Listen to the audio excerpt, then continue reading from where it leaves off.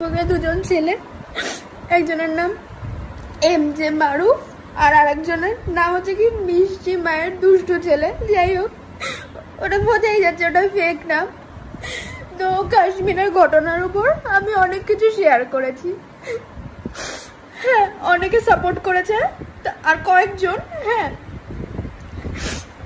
এসে ওখানে খারাপ মন্তব্য করেছে, সেটা যার যার ব্যক্তিগত ব্যাপার।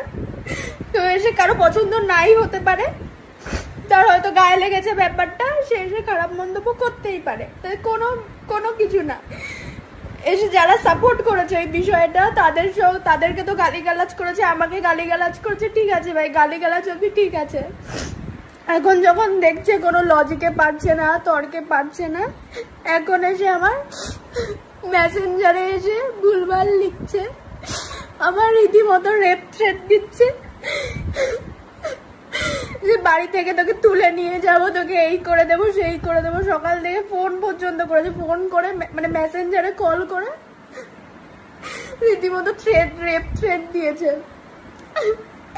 তাদের মধ্যে একজন দাবি করছে সে নাকি বিএসএফ এ চাকরি করে, আর একজন নাকি তৃণমূল ছাত্র পরিষদের সঙ্গে জড়িত। একজন দাবি করছে সে নাকি টিএমসি ছাত্র পরিষদের সঙ্গে জড়িত। তাহলে টিএমসি ছাত্র পরিষদ কি এটা শেখায়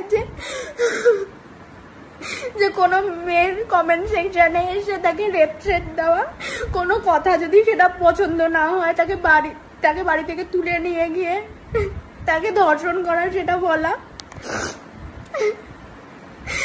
এখন তো আমার কাশ্মীরে কি ঘটেছে, এখন তো আমার নিজের বাড়িতেই নিজে সেফ ফিল হচ্ছে না যে কি হয়ে যাবে, কখন এত গায়ে লেগেছে। আপনারা দেখতেই পারবেন আমি প্রোফাইলে কি লিখেছি কি লিখিনি।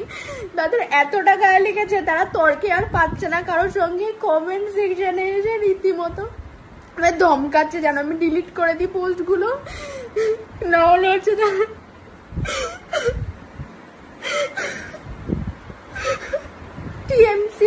টিএমসি ছাত্র পরিষদ সমর্থন আমিও করি, কিন্তু কখনো তো এরকম তাদের সঙ্গে যাদের সঙ্গে পরিচিতি তাদের মধ্যে তো কখনো এরকম মনোভাব দেখিনি। তাদের কোনো মনোমালিন্য হলে কোনো মেয়েকে এরকম ধর্ষণ করা থ্রেট দেয় তারা।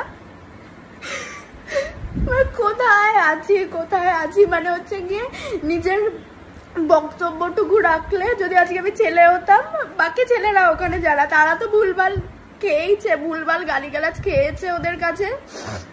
হ্যাঁ, আমি মেয়ে বলে গালিগালাজের উপরন্তু কি না রেপ থ্রেট পাচ্ছি। এই যে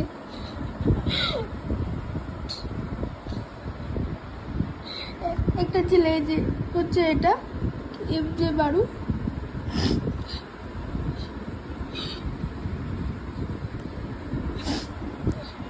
এরা কি দাবি করে এরা কি বিএসএফ এ চাকরি করে, তারপর বিএসএফ এ চাকরি করে বলে তারা নাকি হ্যারাস করতে পারে। আর আরেকজন